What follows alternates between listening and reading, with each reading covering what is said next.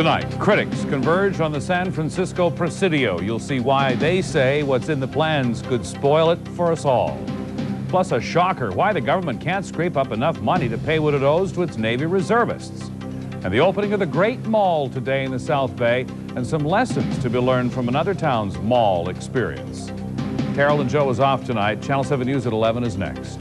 KGO-TV Channel 7, #1 in Northern California. Now, Terilyn Joe, Richard Brown, Brian Hackney Weather, and Martin Wyatt Sports.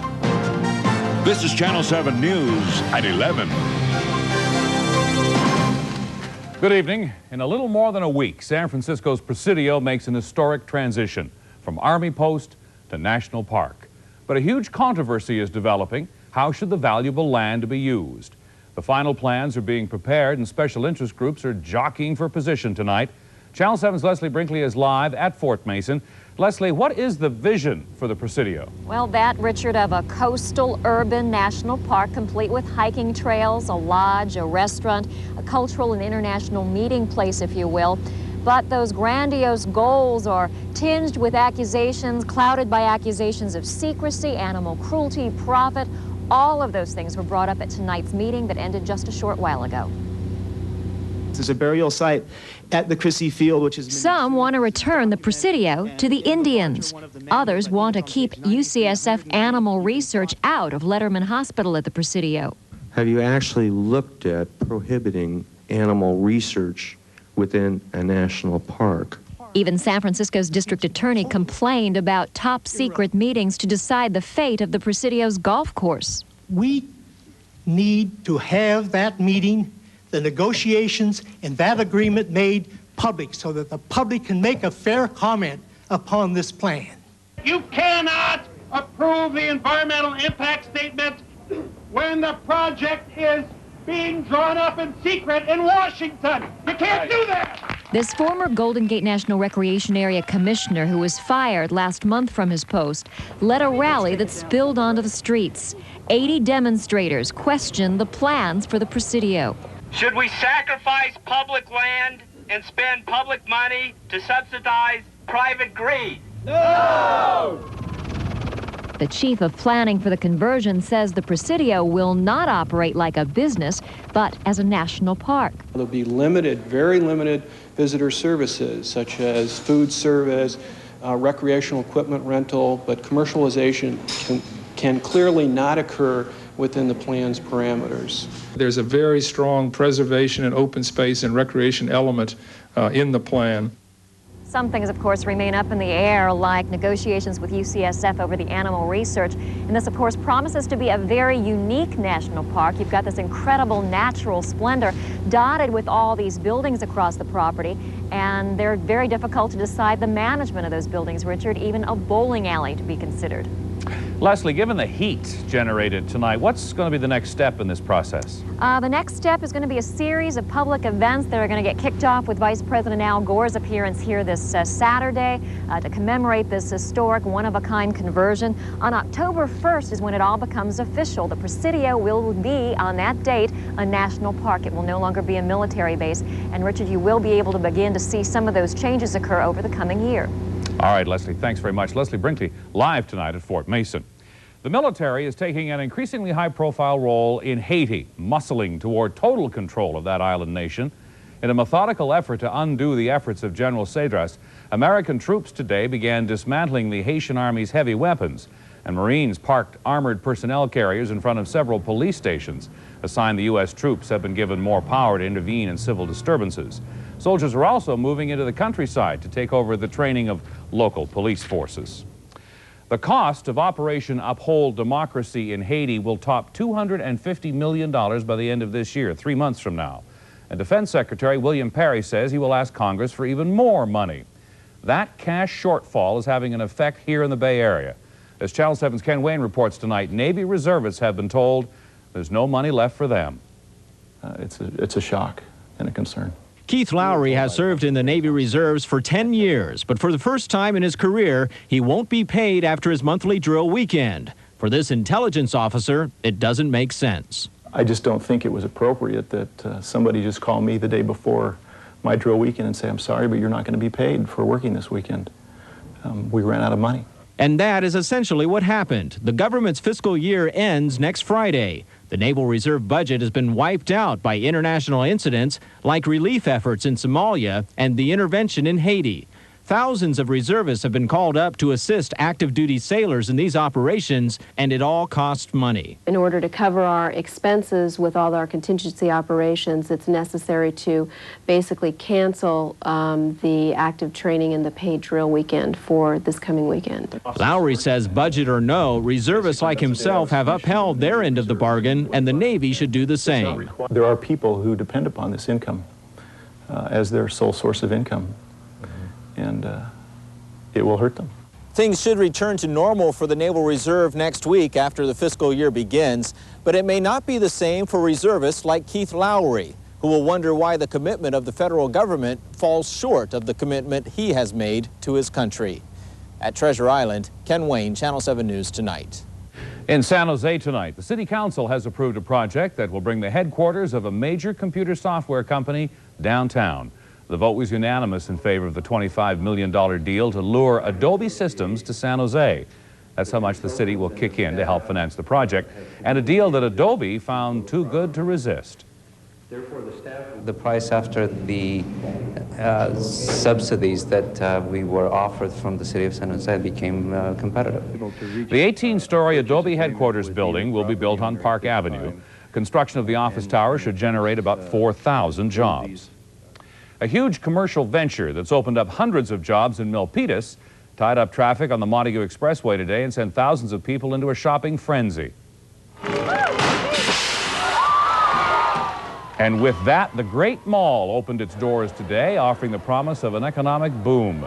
Built on the site of the old Ford Motor Company plant, this monster outlet mall is expected to generate $350 million worth of annual sales.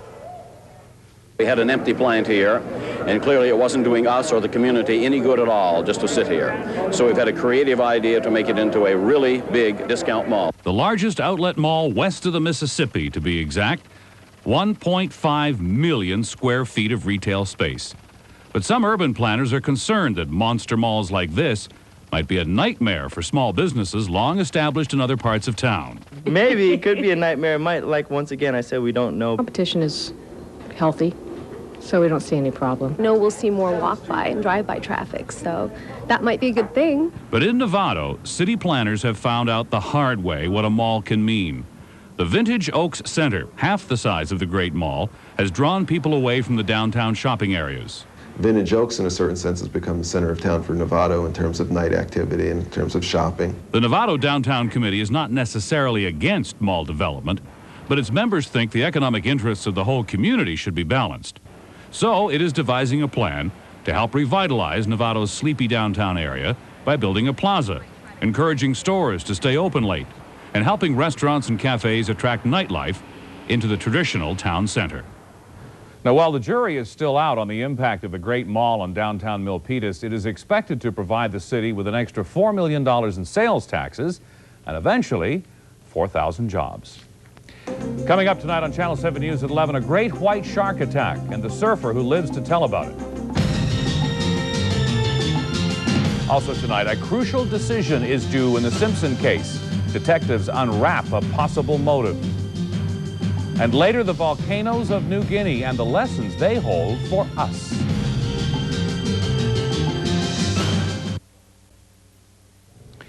In the O.J. Simpson case, defense attorneys are continuing their strategy of trying to get evidence thrown out. Tomorrow morning, Judge Lance Ito will rule on several pieces of evidence. Today, the defense questioned detectives about private family items that were seized. But police say those items may help them find a motive for the killings. Channel 7's Leanne Melendez reports from Los Angeles.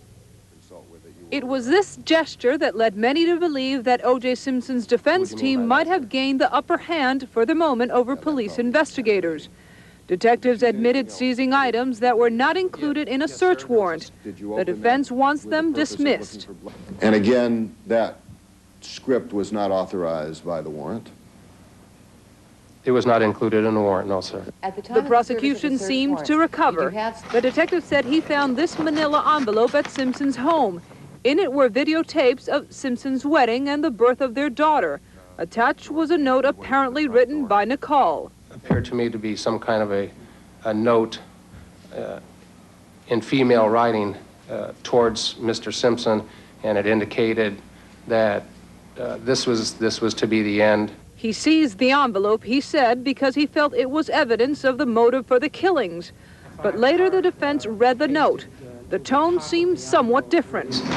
OJ, I understand that this is probably too late, but I have to do it for myself and the kids, or I would never forgive myself.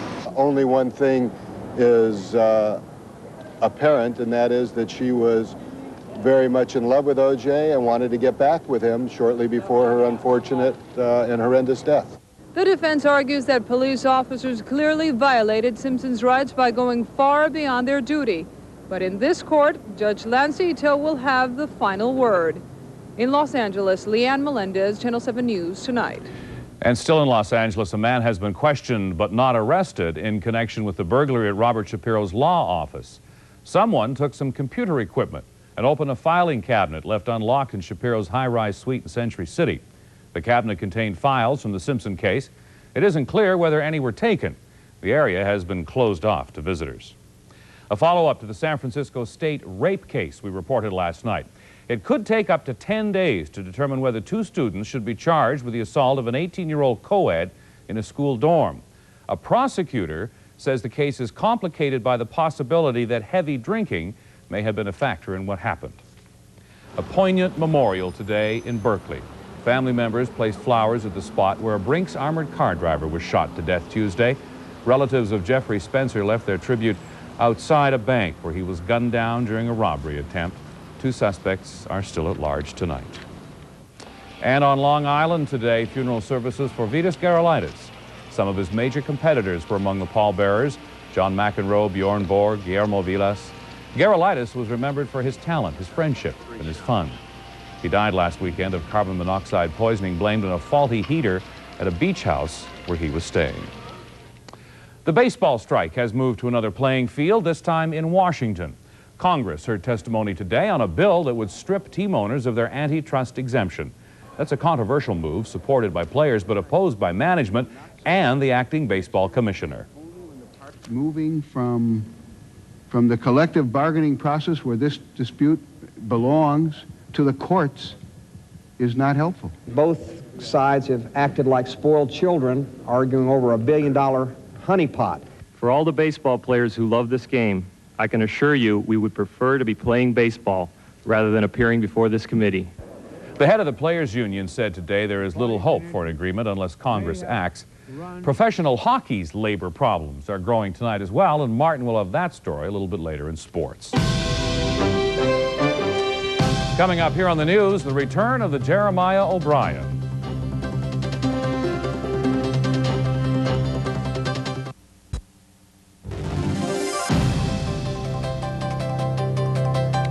In the West, Governor Wilson turned up the heat on the White House today, filing suit claiming California is, in his words, under invasion by illegal immigrants.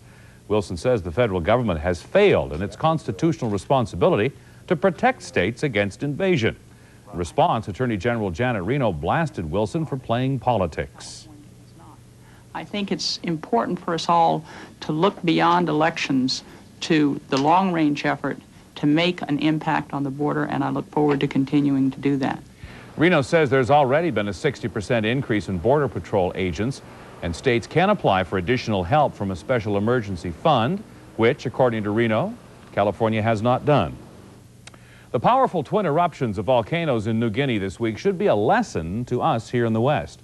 Because of a history of evacuation drills, 30,000 people living in a town virtually inside one of the volcanoes were successfully evacuated with only hours' notice. Seismologists have been monitoring the area for years, so why should we worry? Well, there are active volcanoes up and down the West Coast, from Mount St. Helens and Mount Rainier in Washington to Mount Shasta, Mount Lassen, and Mammoth Lakes in California. An Oregon surfer has a fish story to tell tonight, and he's lucky to be alive to tell it. Rob McKenzie was on his board yesterday when a great white shark grabbed it. Tethered to the board by an ankle leash, McKenzie was dragged under. He surfaced when the leash broke. When his tooth-marked board bobbed up, he paddled ashore, shaken but uninjured. Hot weather, low humidity, and unusually dry brush conditions continue to feed a pair of Northern California wildfires tonight. This one near Chico has grown from 20,000 acres yesterday to 32,000 tonight. 11 minor injuries have been reported. And farther north in Siskiyou County, a fire there is up to 3,200 acres. It is burning in nearly inaccessible terrain. A seasoned old ship and its salty old crew are just hours away from home tonight. The restored Liberty ship, the Jeremiah O'Brien, will steam under the Golden Gate tomorrow morning at 8. Returning from that 5-month, 20,000-mile voyage into history, the O'Brien journeyed from its home berth in San Francisco to join in the 50th anniversary commemoration of D-Day.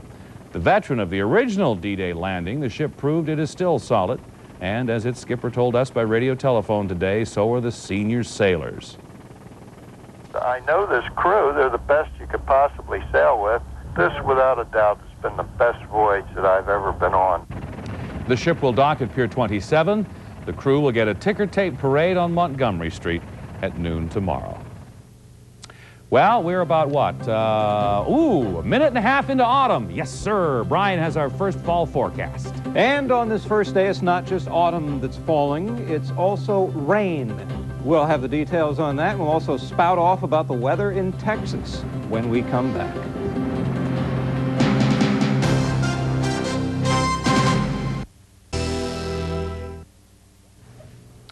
Brian Hackney here now. Excuse me. Brian Hackney here now. The look at the weather. Trying to hit E above middle C there. Yes. Let's quickly, as we look at downtown San Francisco and the Transamerica Pyramid back there, review the numbers. At Channel 7, 59 degrees now, the humidity at 87%. Pressure is 2998. Coming on up, winds are out of the west at 8. What's happening exactly? Let's go back to June, the summer solstice. Back then, the sun had reached the highest position it ever does in the sky here, about 70 degrees above the southern horizon. The shadows are at their shortest, but now, with autumn, the sun has sunk in the sky to just about 50 degrees above the horizon. The shadows are lengthening. What happens now, at this point, day and night are almost equal, but the shadows will be getting longer, the daylight hours will be getting shorter, and it all began at 11:19 tonight. Autumn begins. Happened just minutes ago on this very newscast. And 90% of the leaves have already, in fact, begun to turn in northeast Minnesota as a gentle chill gripped the air. But down in Denver, autumn came in like a badly driven bus. The snow had melted by noon, but when all this cold air in Colorado slams into warm air, the results can be scary.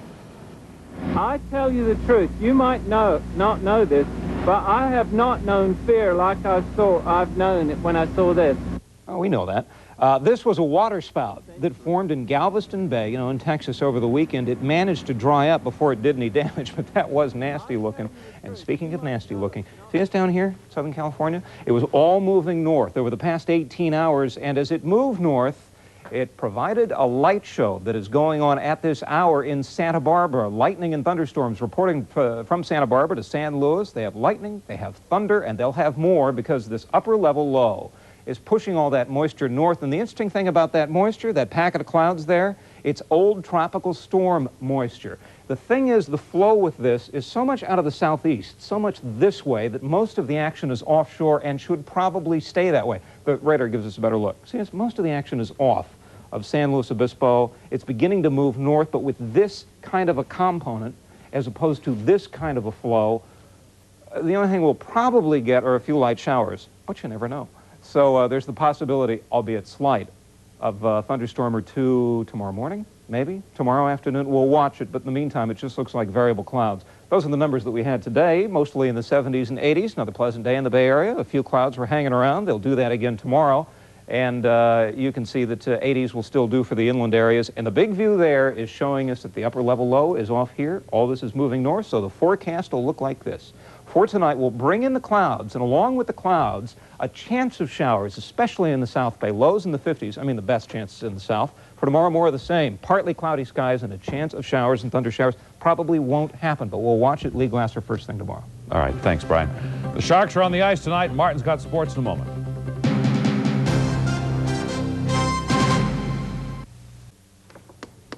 Martin's here. I've never seen a year where sports and labor trouble have been so intertwined. What are we going to do? Read a book? Go for a walk? Talk to the wife? Talk to the wife. Oh, my God. No baseball. Next. No hockey. It is hard to believe. I don't believe it, but hockey may go the way of Major League Baseball. The Owners and Players Union in some hardball negotiations. The issue, the salary cap. NHL Commissioner Gary Bettman announced today that if they don't cut a deal, the season won't happen. Hard to understand. They're coming off their most successful season ever. They seem primed for a boom in popularity if they play. If the Players Association and the NHL are unable to reach a collective bargaining agreement by October 1st, then the start of the regular season will be postponed. I don't believe we're going to play, and as a matter of fact, I believe this is going to be a 3 or 4 month work stoppage. I don't believe this is going to get settled, and this is not something where someone says, okay, you're locked out, and in the next 2 weeks we're going to get this done. This is something that's going to go on in my mind for 2 to 3 months. I hope that I'm wrong for the good of the game. Players and owners are going to meet Monday. Hopefully they will not put the season on ice. In Sacramento, the Sharks, with their first win of the preseason, buried the defending Stanley Cup champion Rangers 3-0. First period, the Sharks with a 5-on-3 advantage. Igor Larionov, seeing his first preseason action at top of the right circle, blast a rocket. It's going to go right by Glenn Healy. It's 1-0 Sharks in the first. A minute later, Sharks with a man advantage. Look at this great give and go. Jeff Odgers, and he comes right back to Tom Peterson. He gets his stick on it, and it's going to get right by Healy. Healy finishes head first in the net. All right, Artur Zerbe, big game, giving up 4 goals in Chicago. He has the shutout tonight. Nice save on the Nedved breakaway. 3-0 Sharks. They win it. You know, there's good news on the injury front for the 49ers offensive line. Pro Bowl tackle Steve Wallace practiced today. He should start Sunday against New Orleans. When Wallace went down against the Rams with a deep thigh bruise, he'd miss a game or 2. A serious loss because the Niners had already lost 3 of their 5 interior starters. You know, when I went down, I thought, you know, oh my goodness, you know, it can't be that bad because I got to stay out here. You know, we got a bunch of young guys in the line as it is. And then, you know, the thing is, I got to get back out there in a hurry, and I'm kind of motivated by, you know, the young guys, and they want me to get back out there in a hurry. And the main thing is we just got to continue to stay on the right track, and that's a winning track. You know, the young guys still have to pick up the weight. They're unseasoned, but Harry Boatswain, Derek Deese, and Chris Dahlman will start Sunday. On our sports line tonight, one of the most popular NASCAR drivers is taking slow steps back to the circuit. 35-year-old Ernie Irvan made his first public appearance since suffering massive head injuries in a crash in Michigan last month. He was unconscious for a week, but he has now vowed to return. I'd like to be there at Martinsville this weekend, but, you know, I got to be able to see right and do everything right. You know, it's going to be a tough procedure, but, you know, I got some great doctors, and you know, I'm already getting to go home probably in a couple weeks, and it's just amazing. I mean, boy, amazing recovery, really. Yeah. He didn't lose that eye, did he? No, he's just got a double vision problem or something. Right. Thanks, Martin. Okay. Still coming up tonight on Channel 7 News, your passport to fashion. Macy's and some famous figures will be your guides.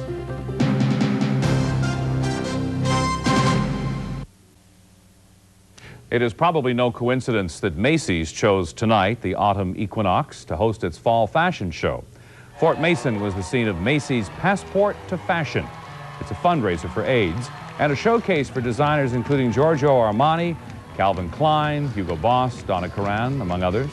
4 of the world's top models were on hand tonight, but the real big names, hey, Roger Craig. And who else was there? Nice t-shirt, Jerry Rice. You can see the entire show a week from Sunday, the 2nd of October at 6 o'clock right here on Channel 7. Those guys are bigger hits than the models. That is Channel 7 News at 11. Next on Nightline, an extraordinary behind-the-scenes look at how the American mission in Haiti suddenly changed. For Terilyn Joe, Brian Hackney, Martin Wyatt, I'm Richard Brown. Sidney Kahar and Lee Glass are first thing in the morning, and we'll see you tomorrow night. Good night, everybody.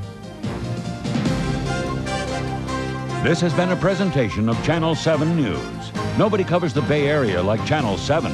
#1 for news in Northern California.